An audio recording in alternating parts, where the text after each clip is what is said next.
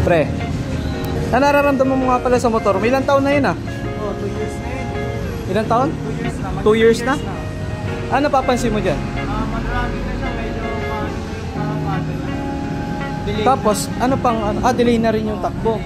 Anti-dragging bell ba hanap nyo mga pre? Baka ito ang solusyon dyan mga pre, ang anti-dragging bell.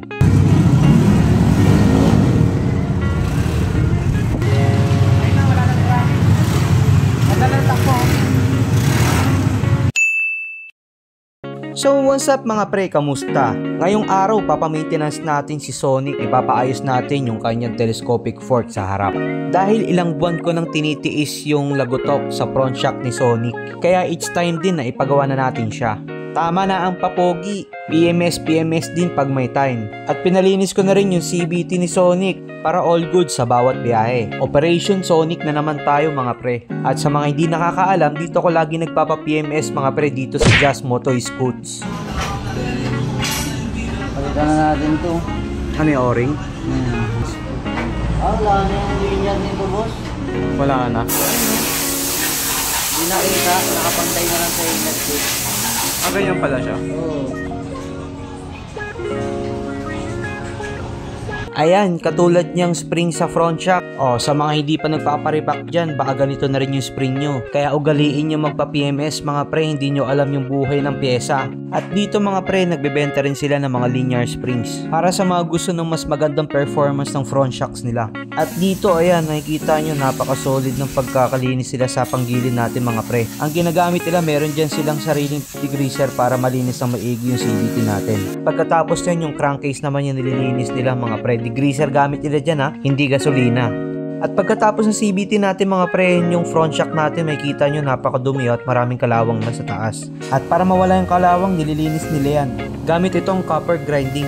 Susubukan naman natin itong 9 grams na bola na binili natin sa TikTok shop for only 125 pesos lang. Grabe, nakakabudol din pala sa TikTok shop. Susubukan ko lang naman yung 912 grams na bola. At dito chinecheck ni boss yung pulley set natin, titignan kung aangat ba yung belt. So dito mga pre, nagtotono din sila ng panggilid. So sa mga gusto magpalinis ng CVT dito mga pre, murang-mura lang, 150 pesos lang mga pre. Sure na malinis ang CVT nyo. Tapos dito marami sila mga parts dito katulad ng mga brakes, air filter, springs, halos lahat ng parts meron yan sila dito, mapa Honda, mapa Yamaha. Grabe, ang dami ng kalawang. Halos ilang taon na rin kasing hindi nare-repack yung shock natin mga pre. Check nyo na rin yung plane ng shock nyo mga pre, baka ganito na rin yan.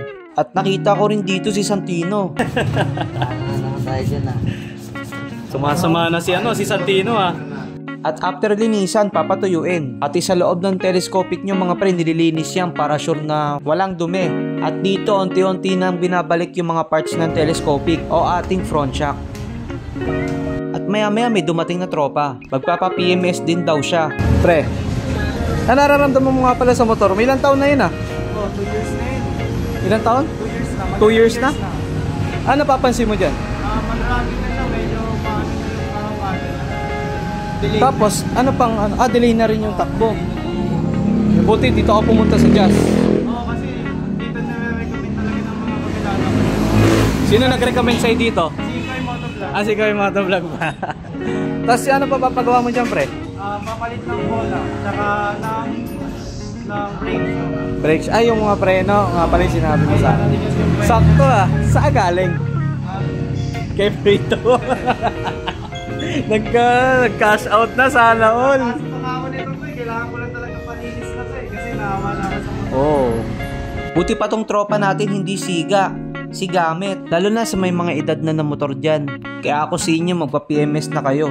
Lalo na sa mga ginagawa nilang pang service araw-araw. O sa mga tropang gusto dyan mawala yung dragging nila, lalo na sa mga nakaklik dyan, meron na yan sila dito, regroup or add swap bell dito sa Just Moto Scoots. Mapaklik, PCX, ADB, NMAX, Aerox, anumang motor niya na scooter, meron yan dito. So sa mga ayaw ng add swap dyan, meron naman sila ditong regroup. So kayo na lang bahala pumunta dito sa Just Moto Scoots. At dito ipapatesting sa ating tropa yung kanilang bell na naka-regroup. At ito ang stock bell ng tropa ng hindi naka-regroup.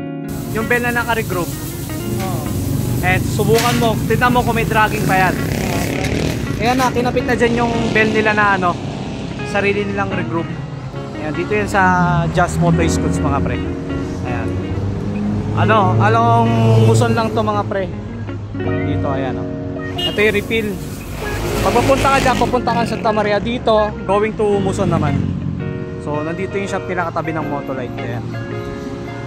Dito sila, nagre-regroup sila ng mga bell dito, nagre-repack sila ng mga shock. Ayan, katulad yung si Sonic, ino-operahan doon yung shock niya. Then ito naman, sakto yung tropa ko, itong classmate natin, sakto. Papagawa niya dito yung click niya.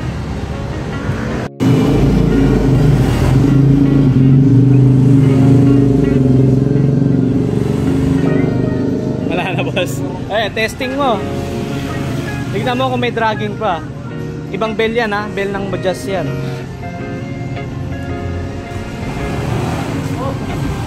Ano? Okay ah. Wala na. Wala na. Ano dati? Anong nararamdaman mo dati? Nakaking eh. Paano madragging? Anong pakiramdam dito? Parang maganda yung ng cutter. Day yung dati, kamusta? Anong pakiramdam? Medyo may delay. May delay, tas nanginginig, no? Ito wala na. Dito mo malalaman yan eh. Sa may ilaw. Sa akin napapansin ko mga pres, pag click ko madragging. Dito. Pag nakikita ko doon, nanginginig doon. Yung headlight, yung ilaw. Ito wala oh. Ibig sabihin, wala siyang dragging. Ayan. And dito lang yung mga pres sa Just Moto Scoots. Meron sila dito available na add swap ng regroup sa bell nyo. Mapaanong scooter yan? Mapa ADB, PCX, Click, NMAX Aerox, Mio, yan, M3. Ayan. Ito, pinasubok kay Gerald yung yung bell nila. Ito yung bell ni Gerald na stock. Ayan o. So, ito, kinabit dito yung bell nila. Pinatesting sa kanya. Ano, kamusta pre? Goods na? Sa susunod, magpa-regrab ka na. At syempre after ng tropa, ako naman susubok.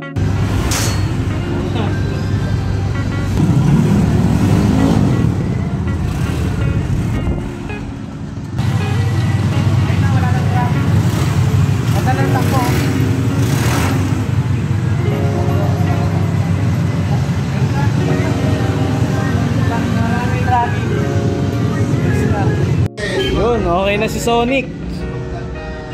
Tapos na yung operation. Okay na ulit.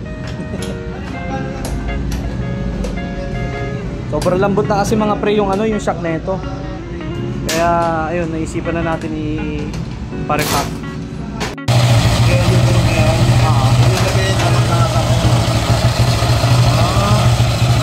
So hindi siya hindi mapagpagibit. Ganun pala eh. Kaya yung bell dito na kinabit, itatry natin yung bell nila nila Just. Yung regroup na bell nila, ito. Try natin yan.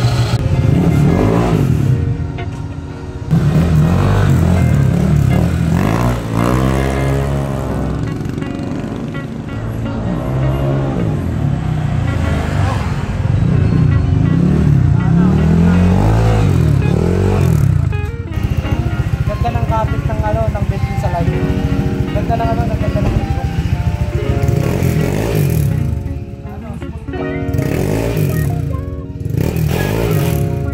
Oo nga pala mga pre, meron din pala sila ditong paraffol. Magpapagawa ka lang ng motor, may chance ka pang manalo ng kalahating kaba ng bigas. At syempre hindi lang yun, marami pang iba.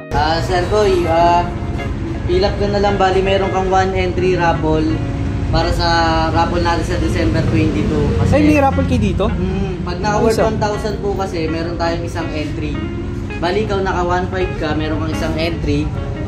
Sa first place natin, may tatlong mananalo ng kalahating kaba ng bigas. Sa second place naman, 5 mananalo ng grocery. Sa third place, 10 mananalo ng libreng change oil kasama na yung langis na shell. Ayos magpagawa ka lang dito ng motor. Ayos O sa mga gusto magpagawa dyan mga pre, dito lang kayo pumunta sa Just. So may mga parts din sila dito. Ayun yung sinasabi siyang regroup na bell. Meron sila dito. So pag nagpagawa ka dito, every 1,000 no? Pag naka 1,000, kunyari for example, maka 3,000 ka, meron kang tatlong raffle ticket. Pag naka 1,000 ka, meron kang isa. Basta every makaka 1,000 po, isang raffle ticket.